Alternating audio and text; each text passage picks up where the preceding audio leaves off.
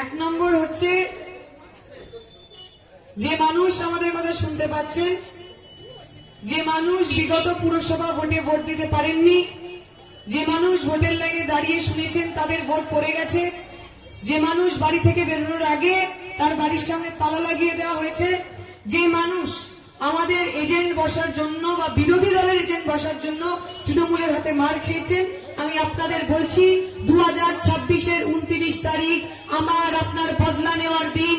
এই 29 তারিখ যারা যারা আমরা ভোট দিতে পারিনি, আমরা প্রত্যেকে তৃণমূলকে মনে করিয়ে দেব যে এটা কারোর বাপের জায়গা না, এটা কারোর বাবার সম্পত্তি না। পশ্চিমবঙ্গের মানুষ নিজের ভোট নিজে দেবেন, যাকে খুশি তাকে দেবেন। দ্বিতীয় কথা, তৃণমূলের যে সমস্ত হোমরা চোমরারা বিভিন্ন ভাবে আমাদের ধরাচ্ছেন, ধমকাচ্ছেন, কালকে আমরা প্রচারে বেরিয়েছিলাম, স্বাভাবিকভাবেই স্বতঃস্ফূর্ত ভাবেই বিভিন্ন মানুষ এসে আমাদের সঙ্গে কথা বলেছেন, হাত মিলিয়েছেন। এখন আমরা তো কেউ চোর ডাকাত নই। আমি শুনেছিলাম তৃণমূলের একবার মিছিল বেরিয়েছে, আর আশেপাশে যত মা বোনেরা রয়েছে, যত বাড়ির সামনে মুরগি ছিল, ছাগল ছিল, সব ঘরে নিয়ে পালিয়ে যাচ্ছে। তো অবাক হয়ে গেছে, কি হলো তোমরা কিসব মুরগি টুরগি নিয়ে চলে যাচ্ছে কেন? ও যাবা জানো না তৃণমূলের মিছিল, ওদের যা চুরি করার স্বভাব, হয়তো মানে মিছিলে যেতে যেতে আমার মুরগি আমার ছাগলটাও চুরি করে নিয়ে চলে যাবে। এখন আমাদের সেই ভয় নেই আমাদের নিয়ে লোকেদের। এই তৃণমূলের নেতারা রাস্তায় হাঁটলে যেমন সাধারণ মানুষ ঘরের ভিতরে ঢুকে পড়ে, তৃণমূলের নেতাদের সংবর্ধনা জানানোর জন্য যেন পাড়ার ক্লাবে ক্লাবে যেমন ওই ফুলের বোকে আর টাকা পয়সা ইত্যাদি পৌঁছে দিতে হয়, আমাদের ক্ষেত্রে তা করতে হয় না। আমরা যখন প্রচারে বেরোই, সাধারণ মানুষ স্বতঃস্ফূর্ত ভাবে আমাদের কাছে আসেন, তেমন ভাবেই মানুষ এসেছিলেন।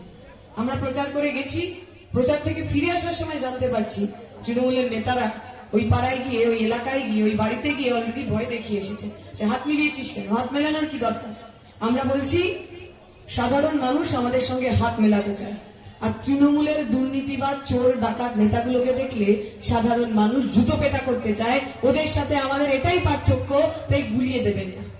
যে মানুষ আমাদের কথা শুনছে, এবারের নির্বাচনে যারা এতগুলো বছর আপনাদের উপর সন্ত্রাস করলেন, জোর জুলুম করলেন, তাদেরকে ব্যালট বক্সে, তাদেরকে ইভিএম এ, যে স্লোগান আমরা দিচ্ছি, চুপচাপ ইভিএম এ সব ভোট সিপিএম এ, আপনারা চুপচাপ ইভিএম এ সমস্ত ভোট সিপিএম এ দেবেন।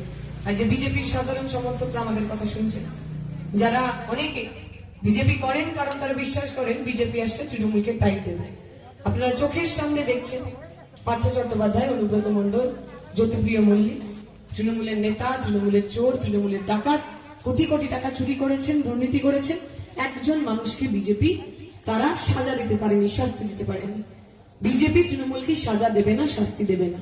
তারা শুভেন্দু অধিকারীর মতো লোক চায়, যারা তৃণমূলের হয়ে ডাকাতি করবে, চুরি করবে, তাদের চুরি ডাকাতির ভিডিও ইউটিউবে আপলোডেড হবে।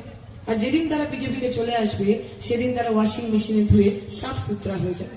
তো আপনি যদি না চান যে তৃণমূলের সবচেয়ে অত্যাচারী নেতা আপনার উপর অত্যাচার করেছে, গতকাল যে ছোট ফুল নিয়ে অত্যাচার করতো, আজকে সে বড় ফুল নিয়ে অত্যাচার করবে, আপনারা যদি এটা না চান, তাহলে চোখ বন্ধ করে 29 তারিখ দমদম উত্তরে 2 নম্বর বোতাম টিপুন, আমাদের সঙ্গে থাকুন, কাস্তে হাতুড়ি তারা চিহ্নে ভোটদান করুন।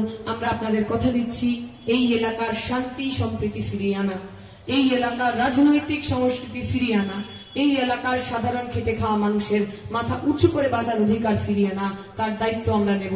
আগামী 29 তারিখ আপনারা বাংলার হাল ফেরাতে লালকে ফেরাবেন।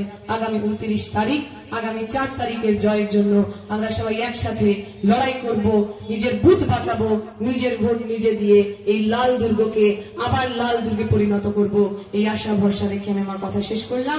সবাইকে অনেক অনেক নমস্কার, ধন্যবাদ। আমি জানাই অভিনন্দন।